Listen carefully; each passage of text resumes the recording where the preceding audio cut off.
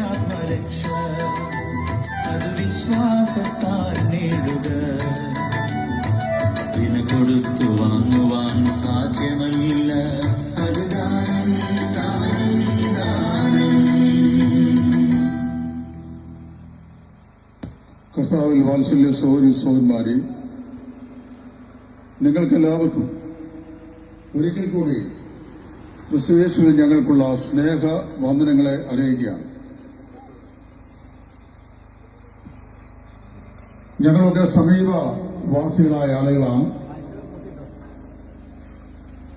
ഈ ദേശവാസികളായ നിങ്ങളോട് വളരെ അത്യാവശ്യമായി നിങ്ങൾ അറിഞ്ഞിരിക്കേണ്ട, ഒരു പക്ഷെങ്കിൽ ഇതിനു മുമ്പ് പല പ്രാവശ്യവും നിങ്ങൾ കേട്ടിട്ടുള്ള ഒരാത്മീയ സന്ദേശം അറിയിക്കുവാനായിട്ടാണ് ഞങ്ങൾ കടന്നു വന്നിട്ടുള്ളത്. ഞങ്ങളുടെ വിശ്വാസത്തിനും പ്രസംഗത്തിനും ആധാരമായിരിക്കുന്നത് വിശുദ്ധ ബൈബിളാണ്. അതുകൊണ്ട് വിശുദ്ധ ബൈബിളിൽ നിന്ന് ഒരു സൂക്തം ഉദ്ധരിച്ചുകൊണ്ട് അതിപ്രധാനമായ ചില കാര്യങ്ങൾ പരിമിതമായ മിനിറ്റുകളിൽ നിങ്ങളെ അനുസ്മരിപ്പിക്കുവാൻ ഞങ്ങൾ കർത്താവിൽ ആഗ്രഹിക്കുകയാണ്. നിങ്ങളുടെ വിലപ്പെട്ട ശ്രദ്ധ ഞങ്ങളുടെ ഈ പ്രമേയത്തിലേക്ക് ഞങ്ങൾ സഹർഷം സ്വാഗതം ചെയ്യുന്നു. വിശുദ്ധ മർക്കോസിന്റെ സുവിശേഷത്തിൽ മർക്കോസ് സുവിശേഷകൻ ഇപ്രകാരം പറയുകയാണ്: ഒരു മനുഷ്യൻ സർവ്വലോകവും നേടിയാലും അവന്റെ ആത്മാവിനെ നഷ്ടമാക്കിയാൽ അവന് എന്ത് പ്രയോജനം? അല്ല, മനുഷ്യൻ തന്റെ ആത്മാവിനെ വീണ്ടുകൊള്ളുവാൻ എന്ത് മറുവില കൊടുക്കേണ്ടതായി വരും? വിശുദ്ധ ബൈബിളാണ് ഞങ്ങൾ ഓർപ്പിച്ച പോലെ ഞങ്ങളുടെ പ്രസംഗത്തിന് ആധാരമായ ഗ്രന്ഥം. ലോകത്തിലെ എല്ലാ മതവിശ്വാസികളായ ആളുകൾക്കും അവരുടെ വിശ്വാസത്തിനും പ്രായോഗികതയ്ക്കും അടിസ്ഥാനമായി അതത് മതത്തിന് അതേതിൻ്റെതായിട്ടുള്ള ഗ്രന്ഥങ്ങളുണ്ട്. ഹൈന്ദവ സ്നേഹിതർക്ക് 4 വേദങ്ങൾ, 18 പുരാണങ്ങൾ, 120 ഉപപുരാണങ്ങൾ, ബ്രാഹ്മണങ്ങൾ, സ്മൃതികൾ, ഗീതികൾ എന്നിവയുണ്ട്. പാർസികൾക്കൊരു മതഗ്രന്ഥമുണ്ട്, സെന്തവസ്ഥ എന്ന പേരിൽ അറിയപ്പെടുന്നു. ബുദ്ധന്മാരുടെ വിശ്വാസ പ്രമാണ ഗ്രന്ഥമാണ് ത്രിപിടിക. ഇസ്ലാമികൾക്ക് വിശുദ്ധ ഖുർആനുണ്ട്. എന്നാൽ ലോകമെമ്പാടുമുള്ള ക്രൈസ്തവ വിശ്വാസികളുടെ വിശ്വാസ ഗ്രന്ഥമാണ് പഴയ പുതിയ നിയമങ്ങളുടെ ക്രോഡീകരണമായ 66 പുസ്തകങ്ങളുള്ള വിശുദ്ധ ബൈബിൾ. കാലത്തിന് അതീതനാകുന്ന ദൈവം കാലത്തിന്റെ ഉള്ളിൽ അധിവസിക്കുന്ന മനുഷ്യവർഗത്തിന് കാലാകാലങ്ങളായി തന്നെക്കുറിച്ച് നൽകിയ വെളിപ്പാടുകളുടെ ക്രോഡീകരണമാണ് ഈ വിശുദ്ധ ബൈബിൾ. അതുകൊണ്ട് തന്നെ ഇതിനെ ദൈവവചനം എന്ന് അറിയപ്പെടുന്നു. മനുഷ്യൻ ആലോചിച്ചാൽ എഴുതാവുന്നതോ അല്ലെങ്കിൽ ഏതെങ്കിലും മനുഷ്യന്റെ ആഗ്രഹപ്രകാരം എഴുതി പൂർത്തീകരിക്കാവുന്നതുമായ ഒന്നല്ല ബൈബിൾ. മറിച്ച് അത് സ്വർഗത്തിലെ ദൈവം ഈ ഭൂമിയിൽ ജീവിക്കുന്ന ആളുകൾക്ക് തന്നെക്കുറിച്ച് നൽകിയ കാലാകാലങ്ങളായി നൽകപ്പെട്ട വെളിപ്പാടുകളാണ്. പ്രവാചക വരേണ്യന്മാരാൽ അവ കാലാകാലങ്ങളിലായി എഴുതപ്പെടുകയും ഒരു ഗ്രന്ഥസമാഹാരമായി നമുക്ക് നൽകപ്പെടുകയും ചെയ്തിരിക്കുന്നു. ഈ ബൈബിൾ എല്ലാ നിലയിലും നിസ്തുല്യമായ ഒരു ഗ്രന്ഥം തന്നെയാണ്. ബൈബിളിന്റെ നിസ്തുല്യതയായി ഞങ്ങൾ പറയുമ്പോൾ അരക്കിട്ട് തുറപ്പിക്കുവാൻ 3-4 കാര്യങ്ങൾ കമ്പിവാചകം പോലെ സൂചിപ്പിക്കാൻ ആഗ്രഹിക്കുന്നു. ഒന്ന്, ബൈബിൾ ഒരു ചരിത്ര ഗ്രന്ഥമാണ്. വിശുദ്ധ ബൈബിളിന്റെ ചരിത്ര സാധുതയെ ചോദ്യം ചെയ്തിട്ടുള്ള നിരവധി ആളുകൾ, നിരൂപകന്മാർ കഴിഞ്ഞ കാലങ്ങളിൽ വിശ്വത്തിലുണ്ടായിട്ടുണ്ട്. ഹാരി റിമ്മർ എന്ന് പറയുന്ന ഒരു അമേരിക്കൻ ചരിത്രകാരനായിരുന്നയാൾ 1936 ബൈബിളിലെ ചരിത്ര സത്യങ്ങളെ സംബന്ധിച്ച് ചെയ്ത പരിവേഷങ്ങൾക്കൊടുവിൽ അദ്ദേഹം പരസ്യമായി ഒരു പ്രഖ്യാപനം ചെയ്തു: ഞങ്ങളുടെ വിശ്വാസത്തിന് ആധാരമായിരിക്കുന്ന വിശുദ്ധ ബൈബിൾ അശാസ്ത്രീയവും ചരിത്രലിഖിതവും എന്ന് സമർത്ഥിക്കുന്ന ആളുകൾക്ക് $1000 സമ്മാനം. 1936 ഡോക്ടർ ഹാരി റിമ്മർ വാഗ്ദാനം ചെയ്ത ഈ ഡോളർ ഇന്നും ബൈബിൾ വിരോധികളുടെ തലയ്ക്കുമീതെ ഡെമോക്രേറ്റസ് എന്ന വാൾ പോലെ പൊങ്ങിക്കിടക്കുന്നു. അത് വാങ്ങുവാൻ ആരും മുൻപോട്ട് വന്നിട്ടില്ല. അതിന്റെ അർത്ഥം എന്താണെന്ന് ചോദിച്ചു കഴിഞ്ഞാൽ വിശുദ്ധ ബൈബിൾ ചരിത്ര ഗ്രന്ഥമാണെന്നാണ്. യെശയ്യാ പ്രവാചകന്റെ പുസ്തകം 20-ാം അധ്യായം, യോശുവയുടെ പുസ്തകം 14-ാം അധ്യായം എന്നിങ്ങനെ 2 പുസ്തകങ്ങളുടെ പ്രവേശകരെ സൂചിപ്പിക്കുന്ന ഹിത്യ ജനത, അതുപോലെ അസീറിയൻ രാജാക്കന്മാർ, ഇവരൊക്കെ ഈ ബൈബിളിന് പറ്റിയ പ്രമാദങ്ങളാണ് എന്ന് പറഞ്ഞുകൊണ്ട് ബൈബിളിന്റെ ചരിത്ര സാധ്യതയെ ചോദ്യം ചെയ്ത ആളുകളും. എന്നാൽ വിശുദ്ധ ബൈബിളിന്റെ ചരിത്ര സാധ്യതയെ ചോദ്യം ചെയ്തവരിൽ ഏറ്റവും പ്രസിദ്ധനായിരിക്കുന്ന ഒരു നിരീശ്വരവാദിയായിരുന്നു ജർമ്മൻ മസ്തിഷ്ക മലനായിരിക്കുന്ന വില്യം ഓൾബ്രൈറ്റ്. 12 PhD ഉടമസ്ഥനായിരിക്കുന്ന അദ്ദേഹം ഏതാനും ചില ഇസ്ലാമികളുടെയും ലോകൈക ക്രൈസ്തവരുടെയും യഹൂദന്മാരുടെയും വിശ്വാസത്തിന് ആധാരമായിരിക്കുന്ന ഈ ബൈബിൾ ചരിത്രത്തിന് നിരക്കാത്ത ഗ്രന്ഥമെന്ന് ഞങ്ങൾ സമർത്ഥിക്കും എന്ന് പറഞ്ഞുകൊണ്ട് പ്രാചീനകാല സാംസ്കാരികതയുടെ ചരിത്രരേഖകൾ നിലകൊള്ളുന്ന പുരാതന നിലവിൽ ബാബിലോൺ, അശൂർ മുതലായ നാഗരികകൾ അദ്ദേഹം ഉത്ഖനനം ചെയ്തു. ഇസ്രായേലിന്റെ അന്നത്തെ തലസ്ഥാനമായ ടെലവീവിലെ ഹീബ്രു യൂണിവേഴ്സിറ്റിയിലെ പ്രൊഫസർമാർ വില്യം ഓൾബ്രൈറ്റിന് സുന്ദരമായ ഒരു യാത്രയപ്പ് നൽകി. 3.5 വർഷം നിതാന്തമായി അദ്ദേഹം ചെയ്ത പരിവേഷങ്ങളുടെ പരിണതഫലമായി പൗരാണിക ബൈബിൾ ചരിത്രരേഖകൾ നിലകൊള്ളുന്ന സുമേറിയ, അക്കാഡു, സിറിയ, ബാബിലോൺ, നിലവെ മുതലായ പഠന പ്രദേശങ്ങൾ അദ്ദേഹം ഉത്ഖനനം ചെയ്ത് കഴിഞ്ഞ കാലത്തിന്റെ കഥനകഥകൾ ഒന്നൊന്നായി എണ്ണിപ്പറയുന്ന കരിങ്കൽ ശീലകൾ, കരിമൺ ശേഖരങ്ങൾ എന്നിവയുമായി അദ്ദേഹം പുറത്തു വന്ന ശേഷം അദ്ദേഹം പറഞ്ഞു, ഇന്നലെ വരെ ഞാൻ പറഞ്ഞിരുന്നത് ബൈബിൾ വിശ്വസിക്കാൻ കൊള്ളാത്ത ഗ്രന്ഥമെന്ന്.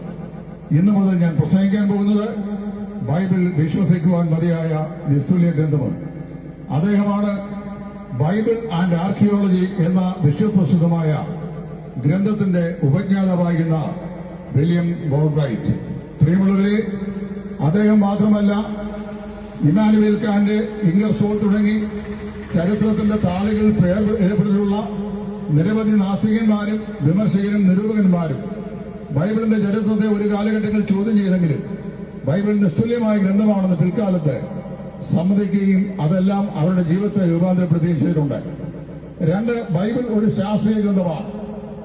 ശാസ്ത്രം വെളിപ്പെടുത്തുവാൻ വേണ്ടി എഴുതപ്പെട്ട ഗ്രന്ഥമല്ല. എന്നാൽ നിരവധി ശാസ്ത്രീയ സത്യങ്ങൾ ബൈബിൾ രേഖപ്പെടുത്തിയിട്ടുണ്ട്. ക്ലോറോഫോം പോലെയുള്ള വസ്തുക്കൾ കൊടുത്ത് മനുഷ്യനെ നിദ്രയിൽ അമർത്തിയാൽ ഓപ്പറേഷൻ തിയേറ്ററിൽ ഡോക്ടേഴ്സിന് ഇഷ്ടമുള്ള നിലയിൽ മനുഷ്യ ശരീരത്തെ തലങ്ങും വിലങ്ങുമായി തിരിച്ചും മറിച്ചും ശസ്ത്രക്രിയ ചെയ്യാൻ സാധിക്കും എന്നുള്ള നൂതനമായ കണ്ടുപിടിച്ച ഡോക്ടർ സിംസനാണ്.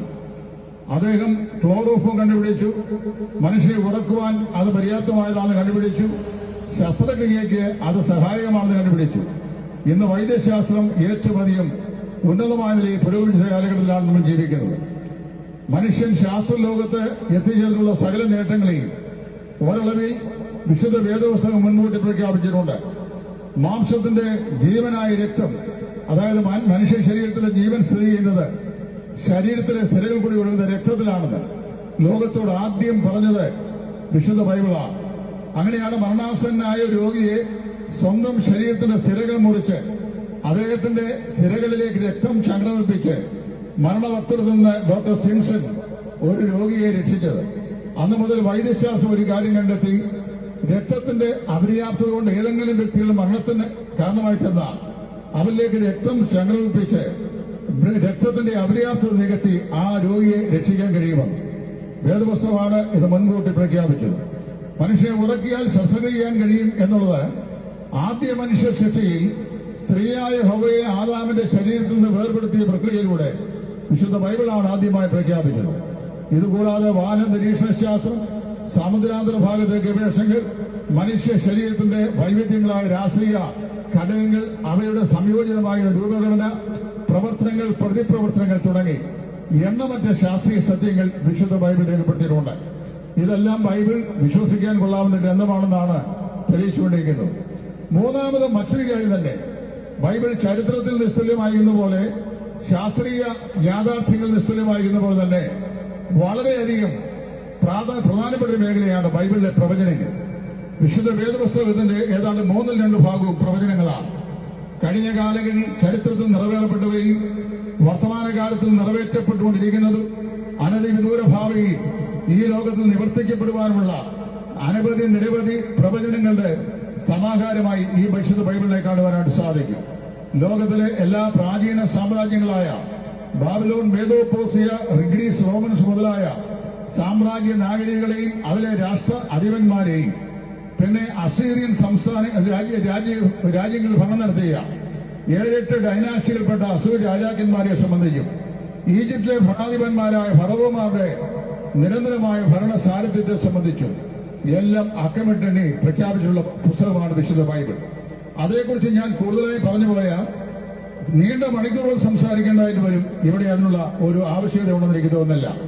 ഒരു കാലഘട്ടത്തിൽ അന്ധകാര രാഷ്ട്രം എന്ന അപരനാമത്തിൽ അറിയപ്പെട്ട ആഫ്രിക്കയുടെ അന്തർഭാഗത്തേക്ക് ആഗതമായി അവിടെയുള്ള അപരിഷ്കൃതരായ മർത്യഭുക്കളെ മർത്യസ്നേഹികളാക്കി മാറ്റിക്കൊണ്ട് ഒരു കാലത്തിൽ മായ ഇങ്ക സംസ്കാരത്തിന് അടിമപ്പെട്ടു പോയ അമേരിക്കയുടെ മണൽ കമന്നിയെന്ന് അവിടെയുള്ള മനുഷ്യരെ ബുദ്ധിമാന്മാരാക്കി മാനത്തേക്ക് ഉയർത്തിയും അതിൽ നിന്ന് മണ്ണും കല്ലും വാരി മണ്ണിൽ കൊണ്ടുവന്ന് മണ്ണിലുള്ള മനുഷ്യരെ മതോന്മത്തരാക്കി ഒരു കാലഘട്ടത്തിൽ കാട്ടുകഴുതപ്പുറത്ത് മാത്രം യാത്ര ചെയ്തു ഈന്തപ്പഴവും മത്സ്യവും ഭക്ഷിച്ച് നടന്ന അറേബ്യൻ മണൽ കടന്നുകയെന്ന് ലോകത്തിലെ ഏറ്റവും വലിയ സമ്പന്ന രാജ്യങ്ങളായി അവയെ പടുത്തുയർത്തിക്കൊണ്ട് ഒരു കാലത്ത് നായും നരിയും നടന്ന ഈ നടലിലൂടെ ഇരുകാലി മനുഷ്യൻ നടക്കരുതെന്ന് പറഞ്ഞ് ഐത്തവും അനാചാരവും നിലനിർത്തിയിരുന്ന ഈ ഭാരതത്തിന്റെ മണൽ കടന്നു വന്ന് മനുഷ്യനോട് മനുഷ്യൻ നൽകി ഒരാദരവ് കാണിക്കണമെന്ന് ഉറക്കെ പ്രഖ്യാപിച്ച ഗ്രന്ഥസാഹിതിയാണ് വിശുദ്ധ ബൈബിൾ. അതുകൊണ്ട് ഈ വിശുദ്ധ ബൈബിൾ വിമർശിക്കുവാനായാലും വിലയിരുത്തുവാനായാലും നിങ്ങൾ വായിക്കണം എന്ന് ഞാൻ ഓർപ്പിക്കുന്നു. കാലത്തിന്റെ വിവിധങ്ങളായ ധ്രുവങ്ങളിൽ കൂടെ ഇത്രയധികം വിമർശനത്തിന് വിധേയപ്പെട്ട മറ്റൊരു ഗ്രന്ഥം ഭൂമിയിലില്ല. നിങ്ങളുടെ ഒക്കെ വിശ്വാസത്തിന് ആധാരമായിരിക്കുന്ന ഏതെങ്കിലും മതങ്ങളുടെ വിശുദ്ധ ഗ്രന്ഥങ്ങളെ മറ്റൊരാൾ വിമർശിച്ചാൽ തീവ്രവാദികളായ ആളുകൾ ആ വിമർശനങ്ങളെ ഒരിക്കലും സ്വീകരിക്കാതെ അതിനെതിരെ ശക്തമായി പോരാടുന്നതാണ്. എന്നാൽ ബൈബിൾ അങ്ങനെയല്ല. കഴിഞ്ഞ കാലങ്ങളിൽ അതിന്റെ ജന്മം മുതൽ ഇന്നുവരെയും ബൈബിളിന്റെ ശത്രുക്കൾ ധാരാളമായി തങ്ങളുടെ വിമർശവേദികൾ ബൈബിളിനെ വിമർശിച്ചിട്ടുണ്ട്. ഞങ്ങളാരും വേദപുസ്തകത്തെ സംരക്ഷിക്കാൻ ഇറങ്ങി പുറപ്പെട്ടില്ല. ഞങ്ങൾ അതിന്റെ സംരക്ഷകരുമല്ല. അത് ദൈവത്തിന്റെ വചനമാകിയാൽ അത് സ്വയം സൂക്ഷിക്കപ്പെടുകയും സംരക്ഷിക്കപ്പെടുകയും ചെയ്യും എന്ന് ഞാൻ വിശ്വസിക്കുന്നു. ബൈബിളിന്റെ ആയിരക്കണക്കിന് പതിനായിരക്കണക്കിന് ലക്ഷക്കണക്കിന് കോപ്പികൾ കൂട്ടം കൂട്ടമായി കൂട്ടിയിട്ട് ബൈബിൾ വിരോധികളായ റോമാ ചക്രവർത്തിമാരും കാലത്തിന്റെ വ്യത്യസ്ത ഏടുകൾ രംഗപ്രവേശം ചെയ്ത രാഷ്ട്ര അധിപന്മാരും ബൈബിൾ വിരോധികളുമായ ആളുകൾ കത്തിച്ചു കളഞ്ഞിട്ടുണ്ട്. എങ്കിലും അവിടെ നിന്നെല്ലാം ഈ ബൈബിൾ പുനർജീവിച്ച് വിശ്വത്തിലെവിടെയും അത് വ്യാപരിക്കപ്പെട്ട് അതിന്റെ സമസ്തകാല വിരോധികളായ ആളുകളെയും പരാജയപ്പെടുത്തി അതിന്റെ അജേയമായ ജൈത്രയാത്ര ഇന്നും തുടർന്നുകൊണ്ടേയിരിക്കുന്നു. ഈ വിശുദ്ധ ബൈബിൾ പ്രതിപാദിക്കുന്ന അതിപ്രധാനമായ രണ്ട് വിഷയങ്ങളാണ് മനുഷ്യനും അവന്റെ പാപത്തിന്റെ അവസ്ഥയും അവന്റെ വീണ്ടെടുപ്പുകാരനായ ദൈവവും എന്നുള്ള വിഷയം. മനുഷ്യനെ സംബന്ധിച്ച് വിശുദ്ധ വേദപുസ്തകം പറയുന്നത് സകല സൃഷ്ടികളിലും ശ്രേഷ്ഠമായ ദൈവസൃഷ്ടി എന്നാണ്. ഈ പ്രപഞ്ചത്തിൽ കാണപ്പെടുന്ന സകല ജീവജാലങ്ങളെയും സകല പ്രകൃതി വിഭവങ്ങളെയും സൃഷ്ടിച്ചത് വലിയവനായ ദൈവമാണ്. ഈ അടുത്ത കാലത്ത് ഗണിതശാസ്ത്രത്തിലൂടെ ഈശ്വരൻ ഉണ്ട് എന്ന് തെളിയിക്കാൻ കഴിയുമെന്ന് പറഞ്ഞുകൊണ്ട് ഹാർവാർഡ് യൂണിവേഴ്സിറ്റി കഴിഞ്ഞ ദിവസം ഒരു പ്രസ്താവന ചെയ്തിട്ടുണ്ട്. പ്രപഞ്ചത്തിന്റെ നിർമ്മാണഘടനയിൽ അതിന്റെ വിരിപ്പിൽ അതിന്റെ ചലന പ്രക്രിയയിൽ അതിന്റെ ഭ്രമണത്തിൽ എല്ലാം കൃതകൃത്യമായ അരിത്മാറ്റിക് ലോ ക്രമീകരിച്ച ഒരു വിദഗ്ധനായ എഞ്ചിനീയർ ഈ പ്രപഞ്ച സൃഷ്ടിയുടെ പിറകിലുണ്ടെന്നും ആ വിദഗ്ധനായ എഞ്ചിനീയർ സർവശക്തനായ ദൈവമാണ് എന്നും അദ്ദേഹമാണ് ഉണ്ടാകട്ടെ എന്ന ഉച്ചാരണം കൊണ്ട് ഈ തിരുതാര സുന്ദരമായ ബ്രഹ്മാണ്ഡ ഘടകത്തെ ഉളവാക്കിയത് എന്നും ഹാർവാർഡ് യൂണിവേഴ്സിറ്റിയിലെ പ്രൊഫസർമാർ അഭിപ്രായപ്പെടുന്നു. ഇനി അവർ പറഞ്ഞില്ലെങ്കിലും ദൈവമുണ്ടെന്ന് നമുക്കറിയാമല്ലോ. ദൈവം ഇല്ല എന്ന് പറയുന്നതാണ് ഏറ്റവും ബുദ്ധികെട്ട വിഷയമെന്ന് വേദോസം പറയുന്ന ദൈവമില്ല എന്ന് മോഡന്മാർ പറയുന്നു. അവർ വർഷന്മാരായി മേൽക്കുമേൽ മ്ലേച്ഛത പ്രവർത്തിക്കുന്നുവെന്നാണ്. വാസ്തവത്തിൽ ഈ ആധുനിക ലോകത്തിൽ ജീവിക്കുന്ന ഈ മനുഷ്യൻ ഏറ്റവും അധികം അതപ്പതിച്ചു പോകുന്നതിന്റെ ഒരു പ്രധാനപ്പെട്ട കാരണം മനുഷ്യന് അരിയില്ല, തുണിയില്ല, പണമില്ല, പാർപ്പിടമില്ല, തൊഴിലില്ല എന്നുള്ളതല്ല. ഞങ്ങളൊക്കെ ബാല്യകാലത്ത് ജീവിച്ച് പഠിക്കുന്ന കാലഘട്ടങ്ങളിൽ അന്നത്തെ രാഷ്ട്രീയ സമരാങ്കണത്തിൽ ഇറങ്ങിപ്പുറപ്പെട്ട ആളുകൾ കൈകളിൽ കൊടിയുമേന്തിക്കൊണ്ട് അരി എവിടെ, തുണി എവിടെ, പറയൂ സർക്കാർ എന്ന് പറയുന്നത് വിളിച്ചു പറയുന്ന കേട്ടുണ്ട്. മാറി മാറി വന്ന സർക്കാരുകൾ സമരത്തിലിറങ്ങിയ ആളുകൾക്ക് അരിയും തുണിയും കുറേശ്ശെയായി നമ്മുടെ സൊസൈറ്റി വഴിയും മറ്റു സംവിധാനങ്ങൾ വഴിയൊക്കെ കൊടുത്തു. അത് കഴിഞ്ഞപ്പോൾ അവർ പറഞ്ഞു, ഞങ്ങൾക്ക് അരിയും തുണിയും പോരാ, ഞങ്ങൾക്ക് തൊഴിൽ തരണം, അല്ലെങ്കിൽ ഞങ്ങൾ സമരം ചെയ്ത് ജയിലടയ്ക്കും. അപ്പൊ തൊഴിലല്ലെങ്കിൽ ജയിൽ, അടുത്ത സമരമാണ്. മനുഷ്യനൊരിക്കലും തൃപ്തനല്ല. മനുഷ്യന്റെ ജീവിതത്തിൽ ഇന്ന് കാണുന്ന സകല അസന്തുലിത അവസ്ഥയ്ക്കും കാരണം അവന് വിദ്യാഭ്യാസമില്ല, സംസ്കാരമില്ല, പഠിപ്പില്ല, സാമൂഹ്യമാകുന്ന സ്വാധീനമില്ല. ഇതൊന്നുമല്ല. ഒരു കാലഘട്ടത്തിൽ ചില ആളുകൾ ചിന്തിച്ചത് മനുഷ്യൻ വഴിപിഴച്ചു പോകുന്നതിന്റെയും അവന്റെ ജീവിതത്തിലെ സകല അസന്തുഷ്ടിയുടെയും അതിപ്രധാനമായ അടിസ്ഥാന കാരണം മനുഷ്യന് വിദ്യാഭ്യാസമില്ല എന്നുള്ളതാണ്. ഇരുപതാം നൂറ്റാണ്ടിന്റെ ഉത്തരാർത്ഥത്തിലും 21ാം നൂറ്റാണ്ടിന്റെ ആദ്യ പാദങ്ങളിൽ ജീവിക്കുന്ന ഞാൻ നിങ്ങളും ധാരാളം പണമുണ്ടാക്കി നമ്മുടെ മക്കളെ വികസിത രാജ്യങ്ങളായ England, Ireland, Scotland, New Zealand, Australia, Germany, American ഐക്യനാടുകൾ, കാനഡ ഇവിടെയൊക്കെ പറഞ്ഞയച്ചു. അവിടെ ഉന്നതമായ യൂണിവേഴ്സിറ്റികളിൽ അവരെ വിദ്യാഭ്യാസം ചെയ്യിച്ചു. എന്തെങ്കിലും മാറ്റമുണ്ടായോ? അവർ വിദ്യാസമ്പന്നരായ ഭാവികളായി മടങ്ങി വരുന്നു. ഇനി സംസ്കാരത്തിന്റെ കുഴപ്പമാണ് അവരെ എന്തെങ്കിലുമൊക്കെ അബദ്ധങ്ങൾ ചെയ്യുന്നതിന് കാരണം പറഞ്ഞു കഴിഞ്ഞാൽ ഈ സംസ്കാര സമ്പന്നങ്ങളായ രാജ്യങ്ങളിൽ അവർ പോയി പഠിക്കുകയും ഇടപെടുകയും ചെയ്തിട്ടും അവരുടെ ജീവിതത്തിൽ ഒരുപാട് താളപ്പിഴവുണ്ടാകുന്നുണ്ട്. ഈ നാളുകൾ നമ്മുടെ സ്കൂളുകളിലും കലാലയങ്ങളിലും അരങ്ങേറിക്കൊണ്ടിരിക്കുന്ന അതിഭയാനകമായ ഒരു ഭീകരതയുണ്ട്. അത് നമ്മുടെ 10ലും 12ലും ഒക്കെ പഠിക്കുന്ന കുഞ്ഞുങ്ങൾക്ക് MDMA പോലുള്ള ഭയാനകമായിരുന്ന മയക്കുമരുന്നുകൾ, അതുപോലെ ഡ്രഗ്സുകൾ രഹസ്യമായി കൈമാറി കുഞ്ഞുങ്ങളുടെ ഭാവിയെ നശിപ്പിക്കുന്ന ഒരു നിഗൂഢ സംഘം നമ്മുടെ ദൈവത്തിന്റെ പരദീസയെന്നും ദൈവത്തിന്റെ നാടെന്നൊക്കെ അറിയപ്പെടുന്ന ഈ കേരളത്തിൽ അങ്ങോട്ടും ഇങ്ങോട്ടും നെട്ടോട്ട് കൂടുന്നു. പോലീസ് കടകളും സ്കൂൾ പരിസരങ്ങളും ഷോപ്പുകളും ഒക്കെ അരിച്ചു പിറക്കി ഇപ്പൊ പരിശോധന നടത്തിക്കൊണ്ടിരിക്കുകയാണ്. നമ്മുടെ കുഞ്ഞുങ്ങൾക്കൊക്കെ എന്താണ് സംഭവിച്ചത്? എവിടെയാണ് ഈ അസന്തുലിത അവസ്ഥയുടെ കാരണം? വാസ്തവത്തിൽ മനുഷ്യന്റെ അതിപ്രധാനമായ പ്രശ്നം എന്ന് പറയുന്നത് ഭൗതികമല്ല, ആത്മീകമാണ്. മനുഷ്യന്റെ പ്രശ്നം പണമല്ല, അവന്റെ ആത്മാവിനെ സംബന്ധിക്കുന്നതാണ്. മനുഷ്യന്റെ ആത്യന്തികമായ പ്രശ്നം അവന്റെ ആത്മാവിനെ ബാധിച്ചിരിക്കുന്ന പ്രശ്നമാണ്. അത് പാപപ്രശ്നമാണ്. ലോകത്തിലുള്ള എല്ലാ മനുഷ്യരും ഒരുപോലെ പാപികളാണ്. വിശുദ്ധ ബൈബിൾ പറയുന്നു, പാപം ചെയ്യാതെ നന്മ മാത്രം ചെയ്യുന്ന ഒരു നീതിമാനും ഈ ഭൂമിയിലില്ല. ലോക ചരിത്രത്തിൽ ഇന്ന് വരെ പാപം ചെയ്യാതെ പാപമില്ല എന്ന് സ്വയമായി അവകാശപ്പെടാൻ കഴിയുന്ന ഒരേ ഒരു വ്യക്തി മാത്രമേ പ്രപഞ്ചത്തിൽ ഇന്ന് വരെ ജനിച്ചിട്ടുള്ളൂ, ജീവിച്ചിട്ടുള്ളൂ. അത് ഞങ്ങൾ പ്രസംഗിക്കുന്ന രക്ഷാനായകനായ കർത്താവായ യേശുവാണ്.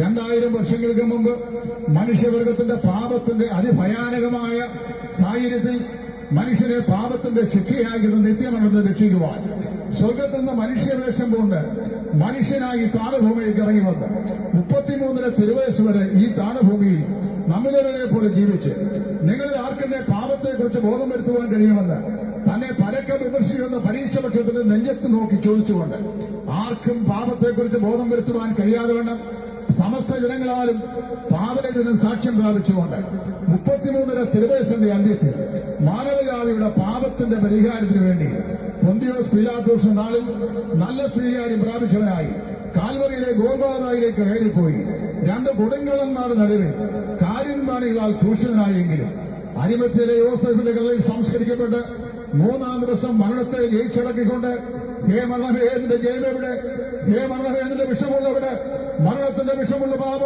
പാപത്തിന്റെ ശക്തിയോടെ പ്രമാണം നമ്മുടെ കർത്താവായ യേശു ക്രിസ്തു മുഖാന്തരം നമുക്ക് ജയം നൽകുന്ന ദൈവത്തിന് സ്തോത്രം. പിന്നീട് പൗലോസ് പറഞ്ഞതുപോലെ അരിമത്യയിലെ യോസേഫിന്റെ കല്ലറയിൽ വെച്ച് മരണത്തെ സദാകാലത്തേക്കും തന്റെ സ്വന്തം മരണത്താൽ പരാജയപ്പെടുത്തി മരണത്തിന് മേൽ ജയഭേരി മുഴക്കിയ കർത്താവായ യേശു അവൻ മാത്രമാണ് പാപരഹിതനായി ഈ ലോകത്തിൽ ജനിച്ചിട്ടുള്ളത്. ഈ യേശു ക്രിസ്തു ലോകത്തിൽ വന്നതും ലോകത്തിൽ ജീവിച്ചതും കാൽവറിയിൽ മരിച്ചതും മനുഷ്യവർഗത്തിന്റെ പാപത്തിന് പരിഹാരം വരുത്തുക എന്നുള്ള ഒറ്റ ഉദ്ദേശമടിയായിരുന്നു. ലോകത്തിലെ മനുഷ്യൻ പാപിയാണ് എന്നുള്ള യാഥാർത്ഥ്യത്തെ സമ്മതിക്കുക.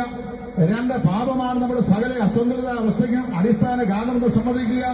അതുകൊണ്ട് മനുഷ്യന്റെ ആധ്യാത്മികമായി പ്രശ്നത്തിന് ശാശ്വതമായ പരിശാന്തി കണ്ടിട്ടല്ലാതെ ഒരിക്കലും സമൂഹത്തിലെ തിന്മകളെ തുടച്ചു മാറ്റുവാൻ ലോകത്തിലെ മതങ്ങൾക്കോ ഇസങ്ങൾക്കോ പ്രത്യയശാസ്ത്രങ്ങൾക്കോ ആചാര അനുഷ്ഠാനങ്ങൾക്കോ കർമ്മകാണ്ഡങ്ങൾക്കോ പുണ്യങ്ങൾക്കോ തീർത്ഥങ്ങൾക്കോ തീർത്ഥസ്നാനങ്ങൾക്കോ സാധിക്കുകയില്ല എന്ന് വിശുദ്ധ വേദപുസ്തകം അസന്നിഗ്ധമായി പ്രഖ്യാപിക്കും.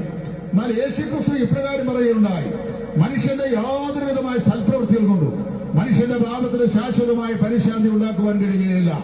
നിങ്ങൾക്കറിയാമല്ലോ, ഒരു കുഷ്ഠരോഗി അദ്ദേഹത്തിന്റെ കയ്യിൽ നമ്മുടെ കാശ്മീരിലെ പൂന്തോട്ടത്തിൽ വിളയുന്ന ഏറ്റവും മനോഹരമായ ഒരു ആപ്പിൾ കൊണ്ട് അത് നമുക്ക് സമ്മാനിച്ചാൽ നമ്മൾ വാങ്ങുകയില്ല.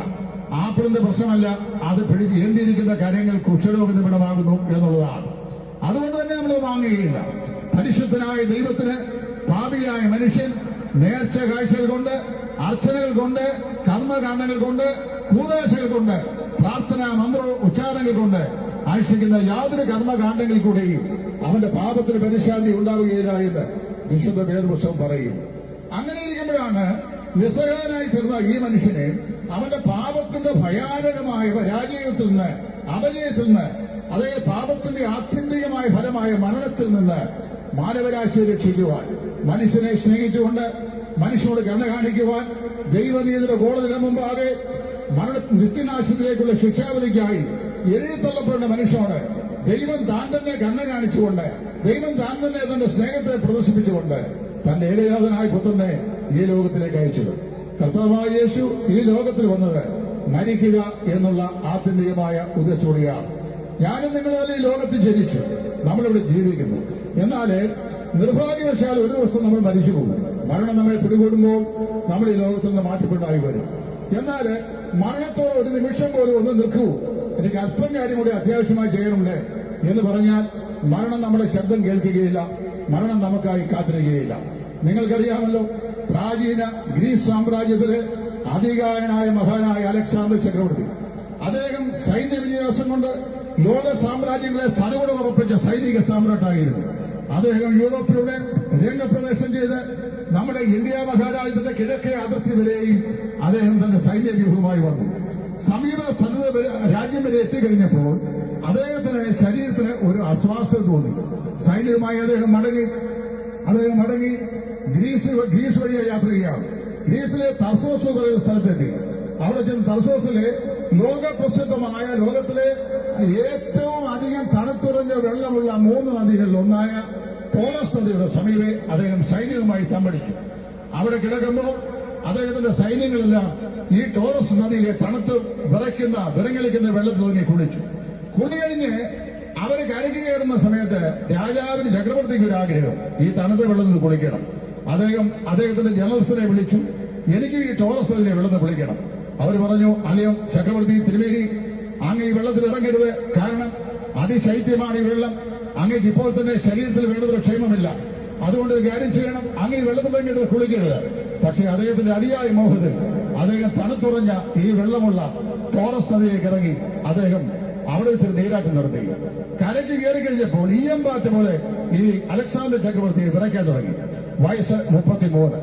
വളരെ വേഗത്തിൽ അദ്ദേഹത്തിന്റെ സൈന്യത്തിലെ ഭിഷകുരന്മാർ അദ്ദേഹത്തെ ഒരു രഥത്തിൽ ബാബിലോണിലേക്ക് വിദഗ്ധ ചികിത്സയ്ക്കായി എത്തിച്ചു. അവിടെ ചെന്ന് ബാബിലോണിലെ അധികായന്മാരായ ഭിഷകുരന്മാർ മഹാനായ അലക്സാണ്ടർ ചക്രവർത്തിയുടെ ശരീരസ്ഥിതിയെ പരിശോധിച്ചു പറഞ്ഞ, മഹാനായാവേ, അങ്ങ് മാക്സിമം 72 മണിക്കൂർ മാത്രമേ ഇനി ജീവിക്കുകയുള്ളൂ. അപ്പൊ ഇതിനിടയ്ക്ക് ഒരു സംഭവം ഉണ്ടായി. ഈ 72 മണിക്കൂറിന് അപ്പുറത്തേക്ക് അദ്ദേഹത്തിന് ജീവിച്ചിരിക്കാൻ കഴിയുകയില്ല എന്ന് ഭിഷകുരന്മാർ അദ്ദേഹത്തെ അറിയിച്ചു. ഇതിന്റെ ഇടയിൽ അദ്ദേഹത്തെ പല പ്രാവശ്യം അദ്ദേഹത്തിന്റെ മാതാവ് തന്റെ മകനായ അലക്സാണ്ടറെ കാണണം എന്ന് പറഞ്ഞ ആളയച്ചിരുന്നു. പക്ഷേ യുദ്ധം ചെയ്ത് രാജ്യങ്ങളെ പിടിച്ചടക്കി സൈന്യവിന്യാസം കൊണ്ട് മുന്നേറുമ്പോൾ സ്വന്തം മാതാവിന്റെ ഹൃദയത്തിന്റെ വാഞ്ഛയെ നിവർത്തിക്കുവാൻ മകനായ അലക്സാണ്ടർ ചക്രവർത്തി കഴിഞ്ഞില്ല. രോഗശയ്യരായ അദ്ദേഹം ഭിഷകുരന്മാർ പറഞ്ഞു, അല്ലയോ ഭിഷകുരന്മാരെ, എനിക്കൊരാഗ്രഹമുണ്ട്. കഴിഞ്ഞ 3 വർഷം കൊണ്ട് സൈന്യവിന്യാസത്താൽ ഞാൻ ലോക സാമ്രാജ്യങ്ങളെ സലൂടെ വിറപ്പിച്ച് ലോകരാഷ്ട്രങ്ങളെ വെട്ടിപ്പിടിച്ച് ഞാൻ മുന്നേറുമ്പോൾ എന്റെ മാതാവിന്റെ ഹൃദയത്തിന്റെ ആഗ്രഹം സാധിപ്പിക്കാൻ എനിക്ക് സാധിച്ചില്ല. അതുകൊണ്ട് എന്റെ അമ്മ ആളയിച്ച് ഇവിടെ വന്ന് അവരെ ഒന്ന് കണ്ടുകൊടുക്കുക കാണുന്നവരെ എന്റെ ജീവനെ പിടിച്ചെടുത്താൻ വല്ല മാർഗമോ ഉണ്ടോ എന്ന് ചോദിച്ചു. അദ്ദേഹത്തിന്റെ മാതാവിനെ സൈന്യം വിവരം അറിയിച്ചു. അവർ അവിടുന്ന് യാത്ര പുറപ്പെട്ടു. പക്ഷേ ഭിഷകുരന്മാർ പറഞ്ഞു, മഹാനായ അലക്സാണ്ടറെ, അങ്ങയുടെ ആഗ്രഹത്തെ സാധിപ്പിക്കുവാൻ അങ്ങയുടെ ജീവനെ പിടിച്ചെടുത്തുവാൻ ഞങ്ങൾ കഴിയുകയില്ല. 72 മണിക്കൂർ കഷ്ടി, അത് കഴിഞ്ഞാൽ അങ്ങ് ഇഹലോകവാസം വെടിയും. നിങ്ങൾക്കറിയാമോ, അദ്ദേഹം വളരെ വേഗത്തിൽ മണിക്കൂർ ഉരുണ്ടു നീങ്ങി 72 മണിക്കൂറോ അടുക്കുന്നു. മാതാവ് ദീർഘദൂരം ചെയ്ത് വരുവാനോ അദ്ദേഹത്തിന്റെ അന്ത്യാഭിലാഷം നിവർത്തിക്കുവാനോ അദ്ദേഹത്തിന് സാധിച്ചില്ല. തന്റെ 4 ജനറൽമാരിൽ അതിപ്രധാനിയായ ആളിനെ മുൻപോട്ട് വിളിച്ചിട്ട് അദ്ദേഹം പറഞ്ഞു, ഏതാനും നിമിഷങ്ങൾ കഴിയുമ്പോൾ മരണത്തിന്റെ തണുത്തു കുറച്ച കരാളഹസ്തങ്ങൾ എന്നെ പിടിമുറുക്കും. മരണത്തിന്റെ മണിമുഴക്കം ഞാൻ കാതുകൾ കേട്ടു തുടങ്ങി. മഹാനായ അലക്സാണ്ടർ ഈ ശരീരത്തെ വിട്ട് ഈ ലോകത്ത് നിന്ന് മാറ്റപ്പെടും. 3 ആഗ്രഹങ്ങൾ എനിക്കുണ്ട്, അത് നിങ്ങൾ നിവർത്തിച്ചെന്ന് പറഞ്ഞു. ഏതൊക്കെയാണ് എന്ന് അദ്ദേഹം ചോദിച്ചു. ഒന്ന്, അദ്ദേഹം പറഞ്ഞു, ഞാൻ മരിച്ചു കഴിയുമ്പോൾ എന്റെ ഭൗമ ശരീരമായി പട്ടണപ്രദക്ഷിണം ചെയ്യുവാൻ ശവപ്പെട്ടിയിൽ ഈ ചേതനയറ്റ ശരീരം കിടത്തിക്കൊണ്ട് ഈ നഗരപ്രദക്ഷിണത്തിനായി പോകുമ്പോൾ ശവപ്പെട്ടിയുടെ ഇരുസൈഡിലേക്ക് ഓരോ തുളയിട്ടിട്ട് എന്റെ 2 കൈകളും അത് മലർത്തി വെളിയിലേക്ക് ഇട്ടിട്ട് വേണം എന്റെ ശവശരീരത്തിന് പട്ടണപ്രദക്ഷിണം ചെയ്യുവാൻ. അവർ ചോദിച്ചു, എന്താ അതിന്റെ കാരണം? ലോകം അറിയട്ടെ, ആയുധം കൊണ്ട് രക്തപ്പുഴ ഒരുക്കി ആയിരങ്ങളെ പതിനായിരങ്ങളെ അരിഞ്ഞു വീഴ്ത്തി ലോക സാമ്രാജ്യ ശക്തികളെ എന്റെ അധികാരത്തിന്റെ സീമയിൽ പിടിച്ചെടുത്ത എന്റെ ഈ മൂർച്ചയുള്ള വാൾ പിടിച്ചതിന്റെ കാര്യങ്ങൾ വെറും കൈയായി ഈ ലോകത്തിന് മടങ്ങിപ്പോകുന്ന ലോകം അറിയട്ടെ. ഒന്ന് ആഗ്രഹം അതേ പറഞ്ഞു. നമ്പർ 2, ഞാൻ ധാരാളം സ്വർണ്ണമാണെങ്കിലും വെള്ളിനാണെങ്കിലും സമ്പാദിച്ചിട്ടുണ്ട്. എന്റെ ശവമഞ്ചത്തിന്റെ പ്രൊസഷൻ നടക്കുമ്പോൾ എന്റെ ശവത്തിന്റെ മുമ്പിൽ മഞ്ചത്തിന്റെ മുമ്പിൽ ഞാൻ നേടിയ സ്വർണ്ണനാണെങ്കിലും ഈ വെള്ളിനാണെങ്കിലും വാരി വിതരണം. അതെന്തിനാണെന്ന് അവർ ചോദിച്ചു. അദ്ദേഹം പറഞ്ഞു, ഞാൻ നേടിയ യാതൊരു സമ്പത്തും ഒരു നിമിഷം പോലെ എന്റെ പ്രാണനെ ഒരു നിമിഷം കൂടെ ഇവിടെ മുന്നോട്ട് നീങ്ങിയിരിക്കുവാനായിട്ട് സഹായിക്കാൻ പര്യാപ്തമല്ല എന്ന് ലോകം അറിയട്ടെ. മൂന്നാമത്തെ ഒരാഗ്രഹം കൂടെ പറഞ്ഞു, എന്നെ ഏറ്റവും ഒടുവിൽ ബാബിലോണിൽ ചികിത്സിച്ച ഡോക്ടേഴ്സ് വേണം എന്റെ ശവമഞ്ചം ചുമക്കുവാൻ. അതെന്തിനാണ് മഹാരാജാവേ എന്ന് ചോദിച്ചപ്പോൾ അദ്ദേഹം പറഞ്ഞു, ഒരു മനുഷ്യന്റെ പ്രത്യേകമായ അവസ്ഥ കഴിഞ്ഞു കഴിഞ്ഞാൽ വൈദ്യന്മാർക്ക് പോലും അവരുടെ പ്രാണനെ പിടിച്ചെടുത്തുവാൻ സാധിക്കുകയില്ല. ലോകം അതറിയട്ടെ. പ്രിയപ്പെട്ടവരെ, ലോക സാമ്രാജ്യങ്ങളെ അങ്ങേയറ്റം ഭയപ്പെടുത്തിയ ലോക സാമ്രാജ്യങ്ങളെ 33 വയസ്സുകൊണ്ട് ഗ്രീസ് സാമ്രാജ്യത്തോട് കൂട്ടിച്ചേർത്ത് വിശാല ഗ്രീസ് സാമ്രാജ്യം സ്ഥാപിക്കുവാൻ ശ്രമിച്ച മഹാനായ അലക്സാണ്ടർ 33ാമത്തെ വയസ്സിൽ അദ്ദേഹത്തിന് എങ്ങുമെത്താതെ ആഗ്രഹ നിവൃത്തി പ്രാപിക്കാതെ ഈ ലോകത്തെ വിട്ട് മന്നപടിയായി അദ്ദേഹം കടന്നുപോയെങ്കിൽ അത് മാത്രമല്ല, ലോകം കാലാകാലങ്ങളിലായി ജന്മം കൊടുത്ത രാഷ്ട്ര നേതാക്കന്മാർ, മത നേതാക്കന്മാർ, തത്വചിന്തകന്മാർ, സാമൂഹികാചാര്യന്മാർ, പരിഷ്കർത്താക്കളായ ആളുകൾ ഇവരെല്ലാവരും തങ്ങളുടെ മഹത്തായ സംഭാവനകൾ ലോകത്തിന് പ്രദാനം ചെയ്തുവെങ്കിലും അവരെല്ലാവരും മരണമെന്ന യാഥാർത്ഥ്യത്തോടെ ഈ ലോകത്തിന്റെ അങ്ങേക്കരയിലേക്ക് പാലായനം ചെയ്തുവെങ്കിൽ ഞാനും നിങ്ങളും ഒരു ദിവസം നിശ്ചയമായും മരിക്കും.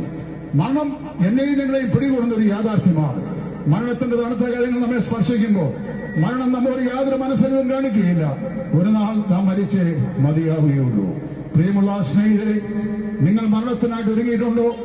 നാളെയുടെ നാളുകളിൽ അല്ലെങ്കിൽ ഇന്ന് അല്ലെങ്കിൽ കുറെ നാളെ കഴിഞ്ഞു കഴിയുമ്പോൾ മരണമെന്ന യാഥാർത്ഥ്യം നിങ്ങളുടെ ജീവിതത്തെ അഭിമുഖീകരിക്കേണ്ടതായി വരുമ്പോൾ ഈ മരണത്താൽ നിങ്ങൾ എങ്ങോട്ട് പോകും എന്നുള്ളത് തീരുമാനിക്കുന്നത് ഇവിടെ വെച്ചാണ്.